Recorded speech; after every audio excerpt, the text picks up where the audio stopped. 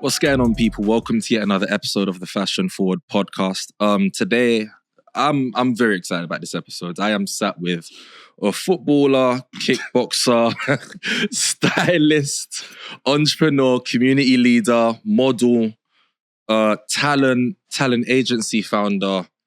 Am I missing anything, bro? I don't even know. I'm running out of words for you. I lost count myself how many things you just said. Oh, all right. I'm just a boy. You're just a chill guy. Right. Ash, welcome onto the podcast, Thank you man. for Good to have having me. you. I appreciate I appreciate you making the time and doing this with me. For sure. I genuinely think that you're one of the busiest people I know. Every day it's literally non-stop motion. I remember towards the latter part of last year, I started seeing you more work with Daggy, and it's almost like you've come into this new year with a different sort of aggression. What's been going on? What have you been up to this year, man?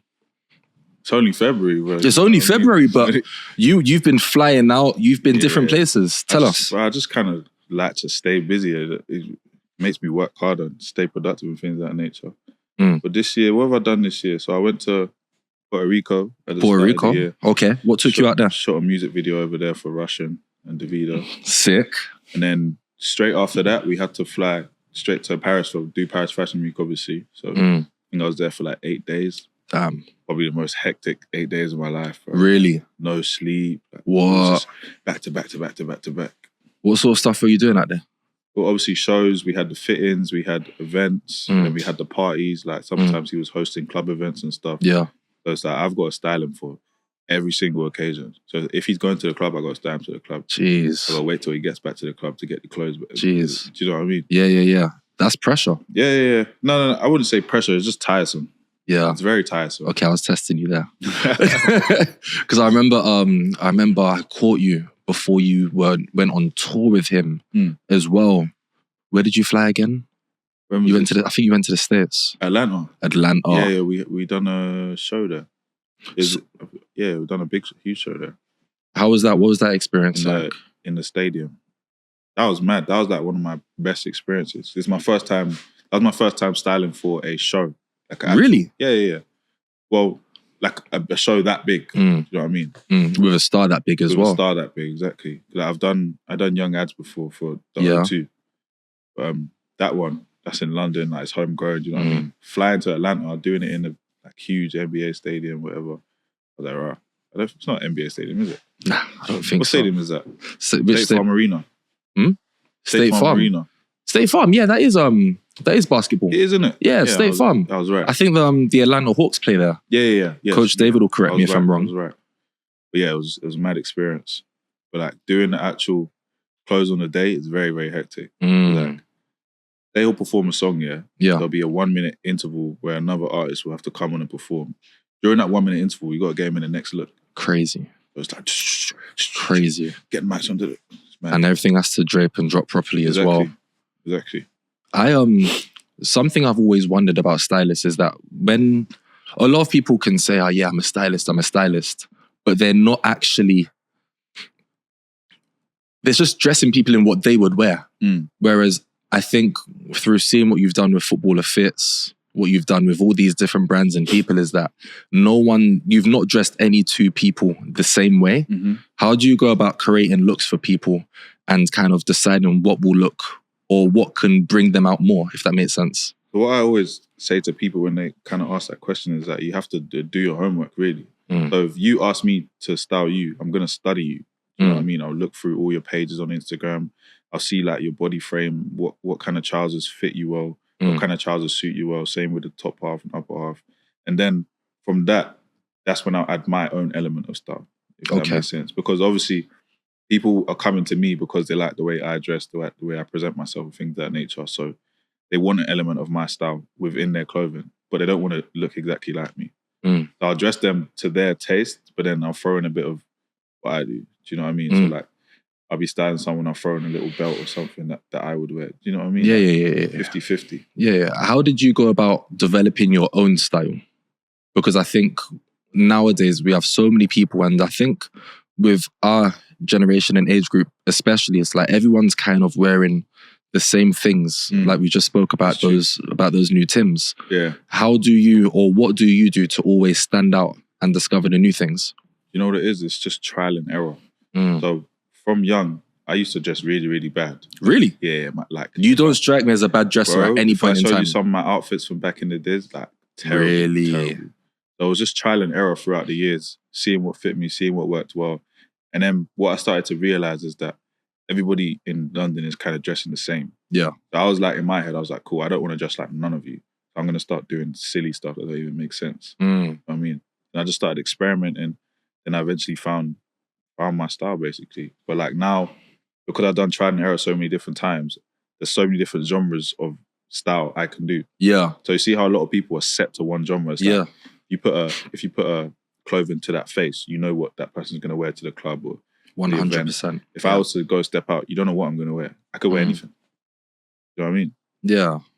But if you could define your style in just a few words, how would you describe it? Because I understand that it's eclectic, which means that it can fit into many different things. But if you could narrow it down, how would you describe it? Say my style is street formality. Street formality. Yeah. What is street formality? That's the phrase I've, if people know me, that's the phrase I've came up with. It's formal mixed with street. So I might wear like a pair of Rick Owens trousers with a button-down shirt and loafers, if that makes sense. Or I might wear a full suit, like to PT's thing. I wore a full leather suit with a hat. That outfit was fly, by the way. PT's birthday, 11/11. That was serious. That was peak. I wore a full leather suit with Chelsea boots and a New York Yankees hat. Yeah, it's a juxtaposition. Yeah, you know what I mean. So I will never just be in one genre. There's always an element of Ash in there. I love that. Sense. And do you think that juxtaposition makes it more sellable for you as a stylist when people do eventually meet you? 100%, because I feel like when people see me, or when people see me on social media or actually in person, they're like, oh, right, he's not actually like the rest of the people in London or the rest of like my competitors per se, if that makes sense. Like I don't dress like anybody. No, you actually don't. And then another factor is that a lot of these stylists, like not knocking them or anything, but a lot of these stylists are way, way older than me. Yeah. So it's like when people see like the way I'm dressing for my age, they're like, oh, right, like that's quite mature, X, Y, Z. So I feel like the age plays a big part as well. I'm not going to say your age, bro. I remember when you told me your age, I was like, what the heck? Like, bro, how old do you think he looks?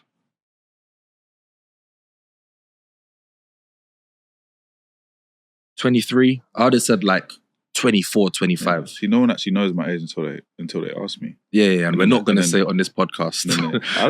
I'll tell no, go on, tell him how old. 21. 21? Yeah. And how tall are you? No, come on. I don't want to toot my horn like. No one's tooting. That's just a question.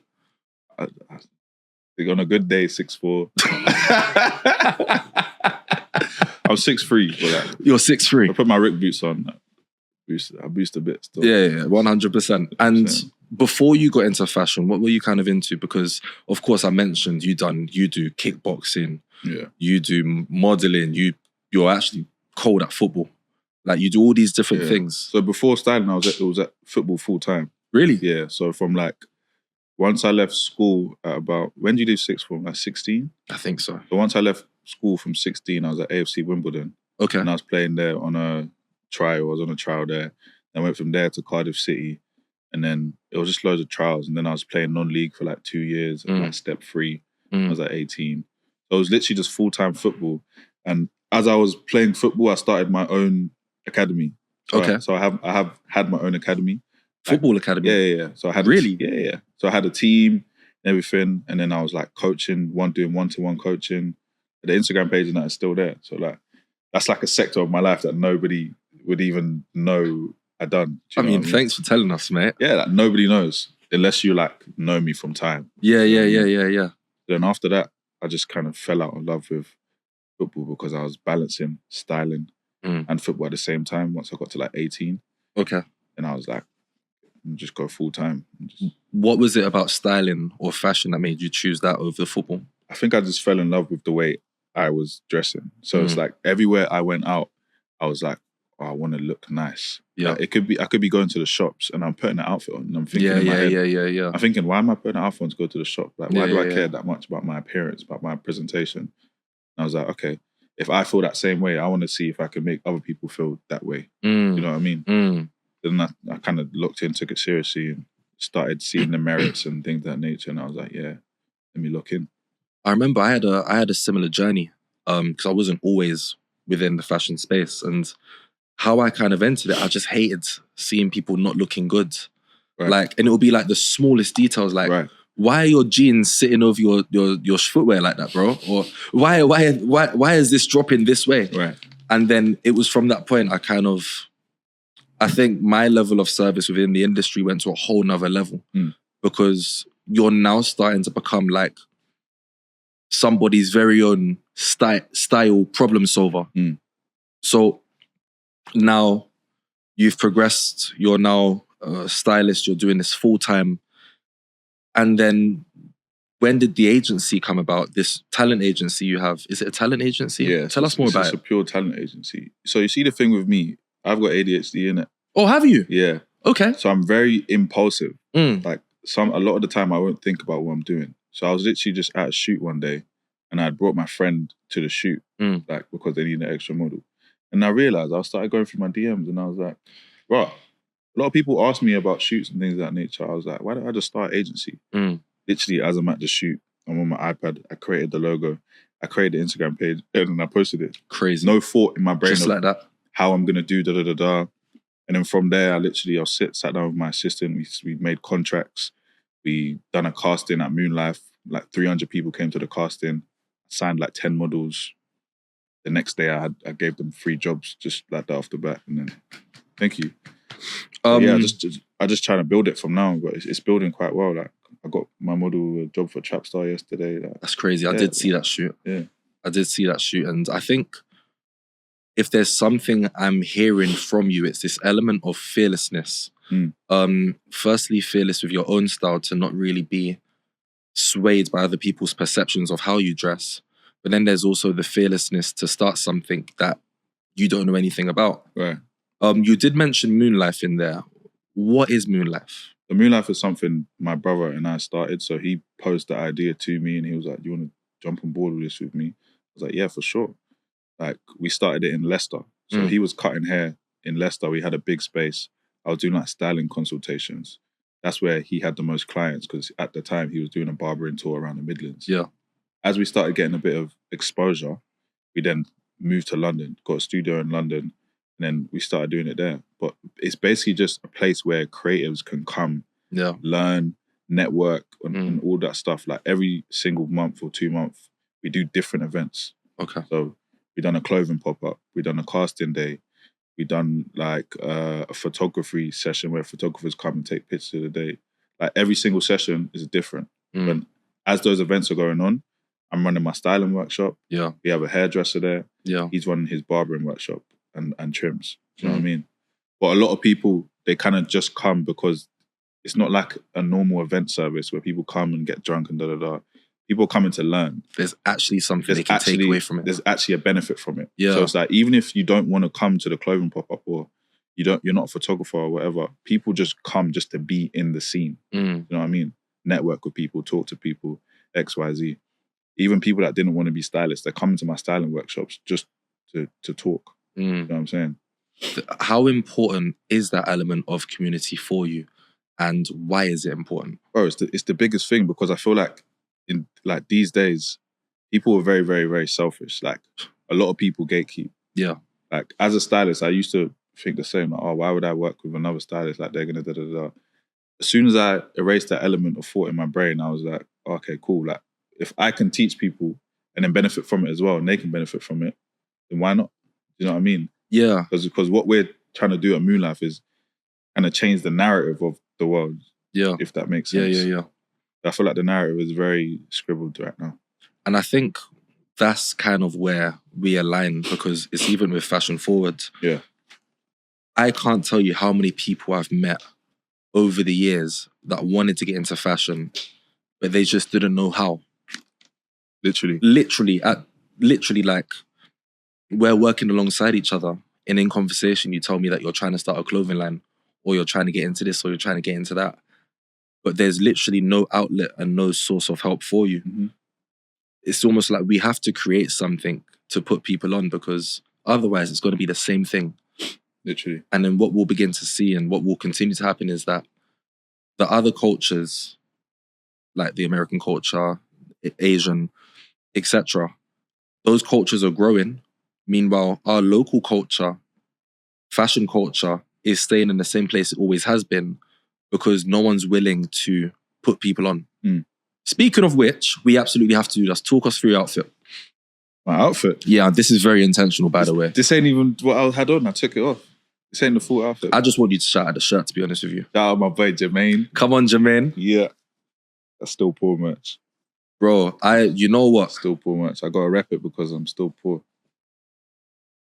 But you're rich in mind and heart. Right.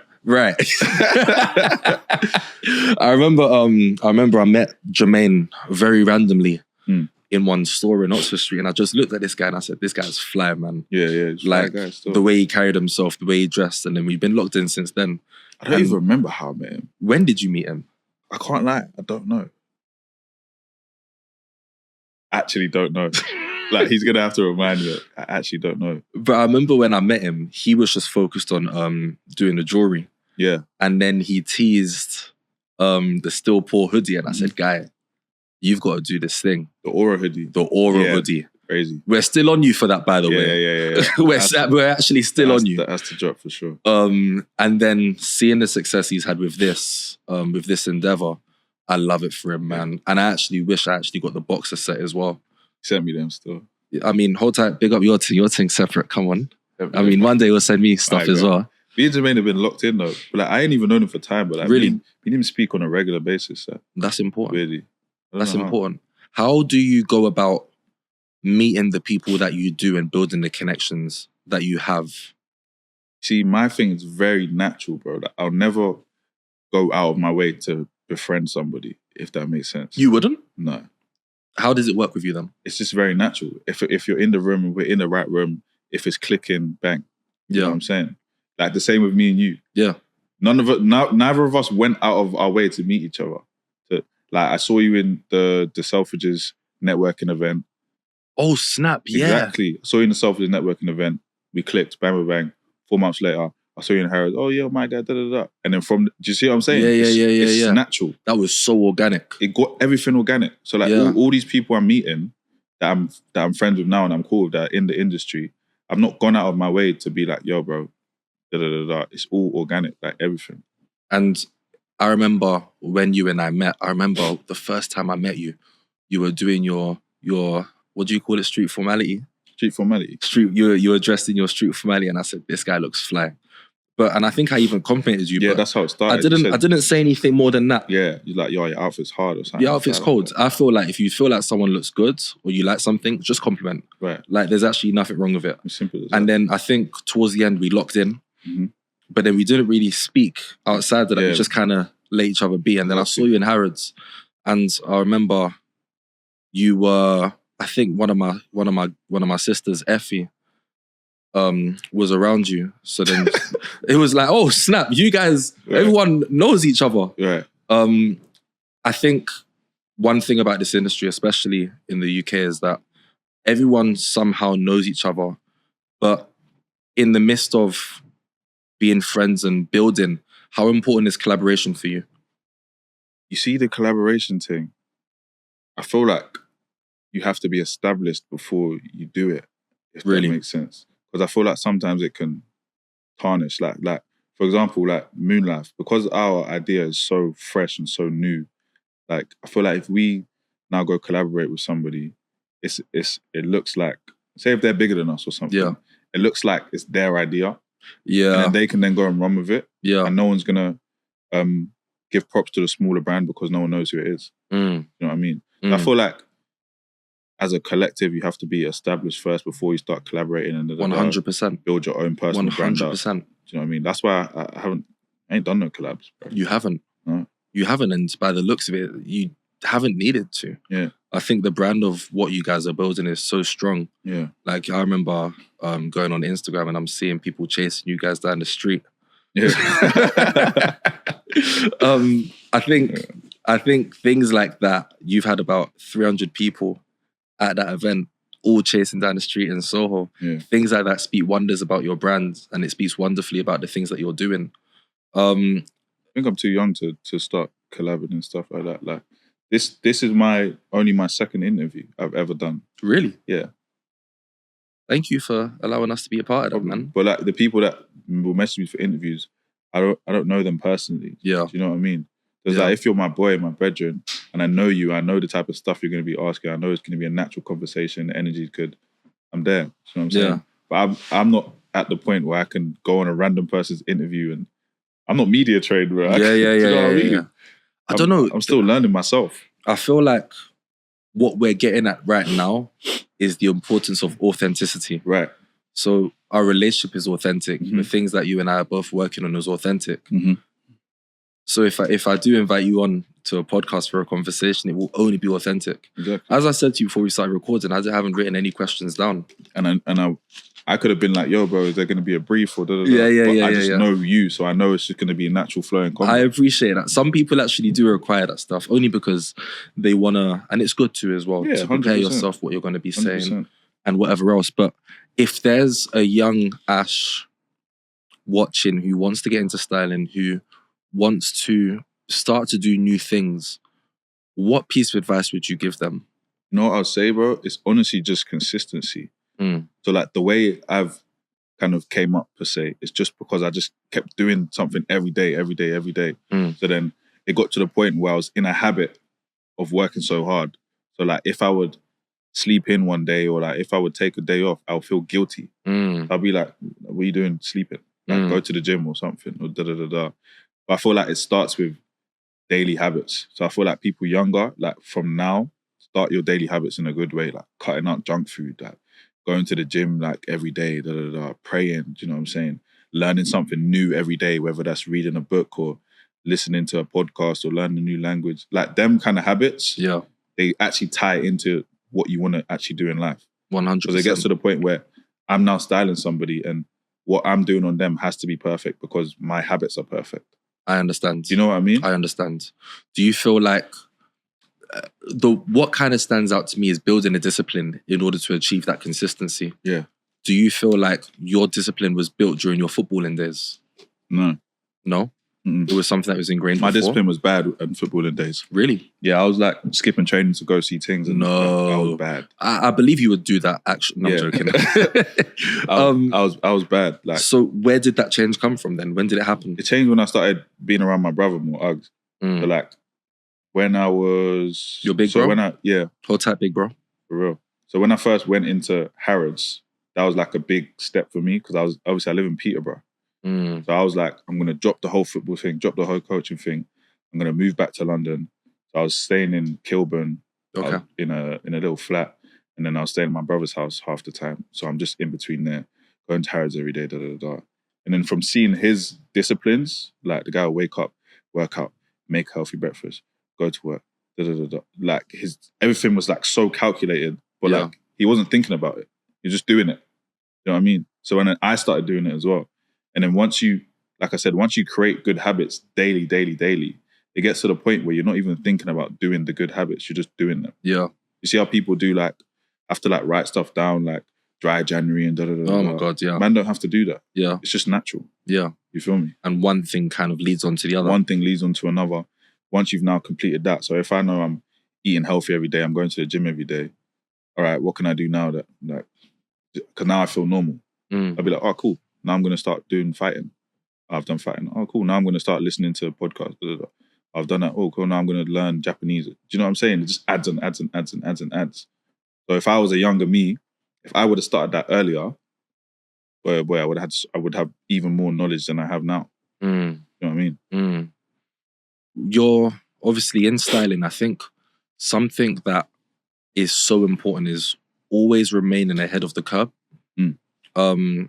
I remember I always refer to this as an example, or this clothing line as an example, only because it's so poignant for us in what we saw growing up. I remember the 2000 to 2006 or 2005 era. everyone was wearing Bape. It was almost like... I was a baby, bro. So. Yeah, whatever, man. No, you were, but I remember that's what I was seeing. Everyone was wearing Bape at the time. It's almost like if you weren't wearing Bape, you weren't cool. Yeah. And then it's almost like now times evolve and now there's new brands. How do you manage the balance between the brands that are already popping versus the brands that people may not know about? And how do you discover those newer brands? I feel like the discovery comes from social media. Like the way I discover a lot of new brands is obviously from social media because people publicize it. You know what I'm saying? We've got such a vast range these days from like TikTok, Instagram, Twitter, YouTube, whatever it is. A lot of the stuff you see in fashion comes from social media. You know what I mean? What was the other question? How do you then balance not following the consistent trends of what brands are popping at the time? Yeah, so it's like I said, I genuinely have a hatred for feeling like I'm doing what someone else is doing. You know what I mean? And I emphasize it. Like if people watch my videos, I emphasize it a lot in my videos. Like when people will copy the way I dress or something, I'm not getting onto them. I'm trying to help them because, do you know what I'm saying? I don't hate you for copying me. I'm trying to help you because the way people always ask, how did you how did you build it? That's how, because I didn't copy anybody. Yeah. That's why I could be not being boasty or anything, but I could be on like 100k followers if I followed trends. You know what I mean? But I didn't. That. Everything I'm doing is organic to me, how I want to do it, how I want to dress, how I want to format my videos, what brands I want to wear. I'm not just following what other people are doing. You know what I mean? What are some of your favorite brands at the moment? Rick Owens, Bottega, like Bottega. Massively, yeah. Obviously Adwoa. Of course, that's one of mine as well. Yeah, I'm an Adwoa fiend. Yeah, those are probably my top three at the moment. Those are your top three? Yeah, like all I wear is Rick and Adwoa. Fair. I think mine, Bottega, because I really like their cuts and their materials. Yeah, like I feel like we're moving out of the heavily branded things, and I feel like Bottega's really spearheading that quiet luxury. Quiet luxury, exactly. And I love that. Like, I would have so much Bottega if it was in my price range. Yeah. You know what I mean? Sponsor me. Right.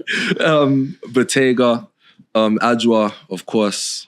I was a massive fan of Genius, and I love seeing what Dage is now doing with Adwoa.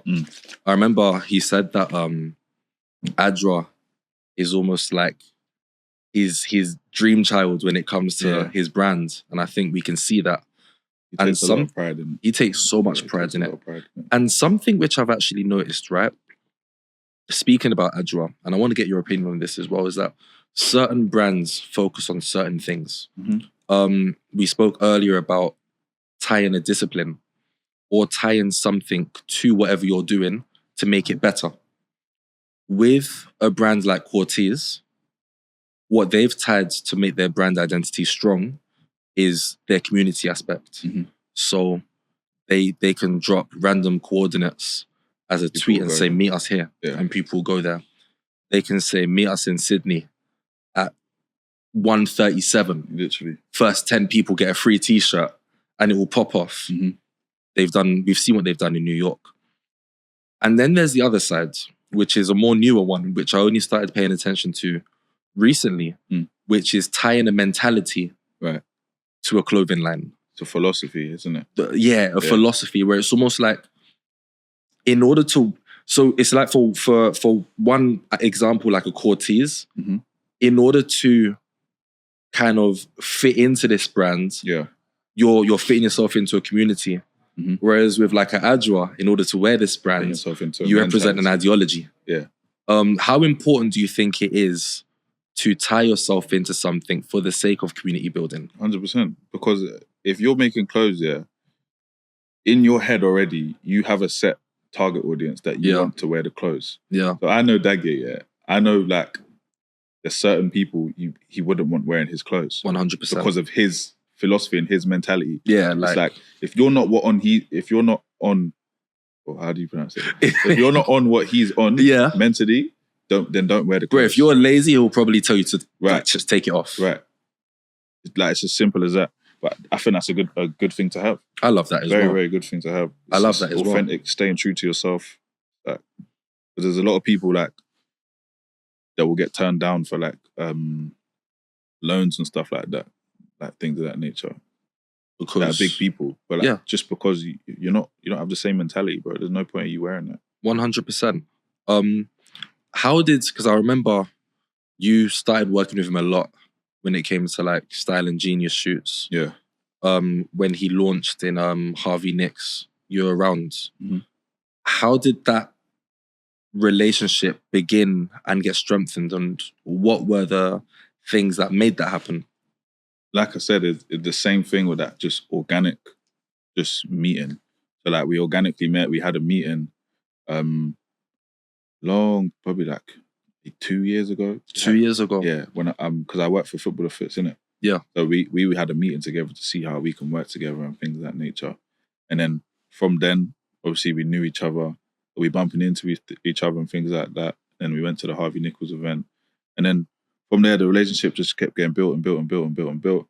And then I was like to Daniel, I was like, yo, I can come work there. You guys need an extra hand, da, da, da, da. And then, I think from there, it literally just carried on building. We realized we're actually quite similar in mentalities. Yeah, 100%. And then we kind of click, me and him click together. We work well together. We have the same ideas that we bounce on and off of each other. So then, I just kind of, I wouldn't say took over, but took a role into Genius, like marketing, styling, modeling, things of that nature. When you begin working with a brand like that, how important is it for you to start seeing that brand as your own, so to speak? Yeah, I do that. No, I know you do. I can see it. But why is it important to do that? A good question. Why is it important to do that? I mean, you've been given a role. If you want to fulfill the role to the best of your ability, you have to be delusional. Yeah. You know what I mean? If he's given me a role, say, Marcus, this is what I need you to do. I now have to be delusional and be like, okay, this is my own brand. How would I market my own brand? Yeah. You know what I mean? How would I do shoots for my own brand? How would I style my own brand? Simple as that. And then from there, you get the merits follow. You know what I mean? What at the time before working with Genius, what were you doing with, or what are you doing with Footballer Fits? So I still work with them as like the lead stylist and like lifestyle kind of coordinator. So all of the shoots, I'll style them. I'll help with like the direction and things of that nature. Yeah, pretty much. I chuckle because you started as a footballer. Yeah, that didn't work out, but you still ended up going to all the stadiums and meeting the footballers anyway. That's what's very, very humbling and very grateful for, is that even though that path didn't work, I still kind of went down the same path. And I made the joke. We done an event for the FA Cup, and obviously I was in the FA Youth Cup. I done like a little joke, like FA Youth Cup to the FA Cup. I just took a different route. Yeah, 100%. Like, and it was hilarious. Yeah. Okay, I love that. Are there any questions that you want to ask me? Any questions I want to ask you? Now I'm putting you on the spot. Yeah. I'm not good on the spot though, bro. I can't lie. You've been doing really good on the spot. I'm good at answering questions on the spot. Okay, I get like, you were playing truth or dare, bro. You ask me the questions, I'll answer. As soon as it comes to me, I don't know what to say. No, I get you. One question. Let me say, what made you start Fashion Forward? That is a good question.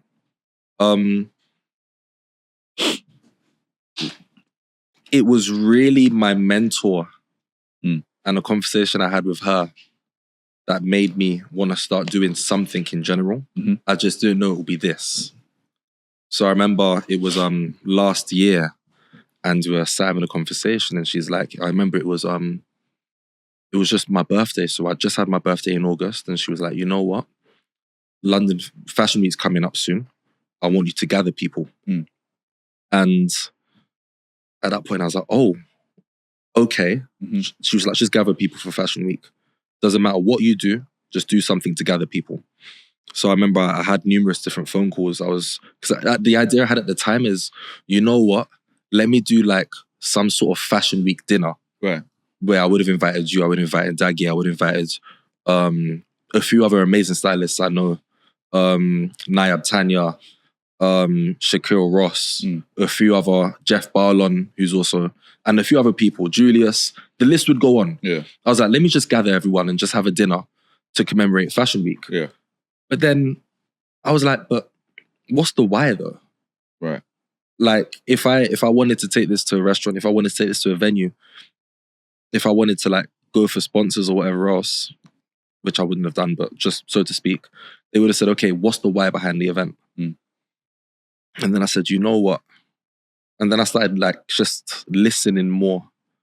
And then it finally dawned on me, okay, let me do like a networking and panel mixer. Right. And then that's where Fashion Forward really started. Because I think, as you said, things just naturally started to align. And I'm only doing a podcast now on the back of that because I didn't want people to wait until the next event to hear anything of substance. Right. So that's how Fashion Forward started. That's how it's going. And if I'm honest with you, bro, like I'm so excited for what we will continue to do. I feel like everyone needs that feeling in life. Yeah, 100%. Just to be excited for what's to happen next. 100%. And I feel like so many people do things looking for that feeling. Yeah. Or looking for that sense of purpose. Mm-hmm. Once you find that, it's gold. Yeah, it's true. It's gold. If you could recommend 2 people that I could invite as a guest onto this podcast, who would you choose? I'd say my brother, honestly. Yeah. Like, in terms of like ideologies and like disciplines, like a very good speaker when it comes to that. And then second person, you haven't got Daggy on, have you yet? No. You was obviously planning to already. Eventually, yeah. So, who could I say? I don't really talk to people, you know, man. No? Nah. I'm quite an introvert. You are, innit? Yeah, my circle is very, very small. Like, Suavo, you know Suavo? Suavo? Sheldon Suavo. Yeah. I've heard. Yeah. I know Me and of him him. have been locked in for a long time. Suavo, that's a very good idea, you know. We've been locked in for like 4 years. Like, he kind of really helped me like build myself as well. How so? Like, just in terms of direction. Because Really?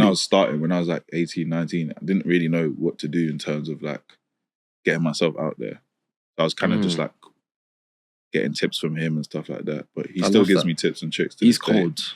I just started doing YouTube thumbnails and stuff like that. He's the one that gave me the guide to make the thumbnails. Yeah, he's proper helpful. Okay, I think Suavo. Yeah, Suavo and your brother. Okay, cool. I'll take note of that. Yeah. Thank you so much for coming on the podcast. Problem, bro. Anytime. I think you've been an amazing guest. You've dropped gems. So thank you. I tried my best, bro. No, you've done your thing. Trust me. I appreciate you coming on. Appreciate it, man. That's it from this episode of the Fashion Forward podcast. Thank you for tuning in. Please do like, subscribe, share, and let's push fashion forward together.